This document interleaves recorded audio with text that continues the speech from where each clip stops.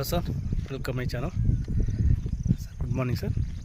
ఇది మనకు ఒక 35 గుంటల సైట్ వచ్చింది సార్. కుమ్రవెల్లికి 4 కిలోమీటర్ డిస్టెన్స్లో, కుమ్రవెల్లి మల్లికార్జున టెంపుల్కు 4 కిలోమీటర్ డిస్టెన్స్లో, బీటీ రోడ్కు ఒక 1/2 కిలోమీటర్ డిస్టెన్స్లో 35 గుంటల సైట్ అండి. ఈ కనపడే సైట్ చుట్టూ కడీలను చూడండి. ఇవన్నీ ఈ కడీలకు ఈ బిట్టుకు 35 గుంటలకు 3 దిక్కుల రోడ్ ఉంటుంది. 3 సైడ్లో రోడ్ అంటే ఇదొక రోడ్డు, మనకి ఇదొక రోడ్డు. ఈ నక్ష బాటలు అండి ఇవి. మళ్ళీ మనకు సౌత్ ఫేస్లో కెనాల్ రోడ్ ఉంటుందండి.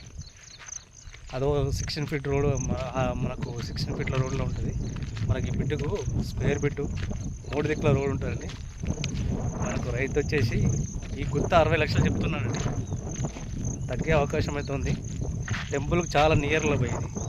35 గుంటలు మనం ఏమైనా చేసుకోవచ్చు. దీన్ని చిన్న ప్లాటింగ్ చేసుకొని అయినా, చిన్న ఫామ్ హౌస్ లెక్క వేసైనా చేసుకోవచ్చు అండి.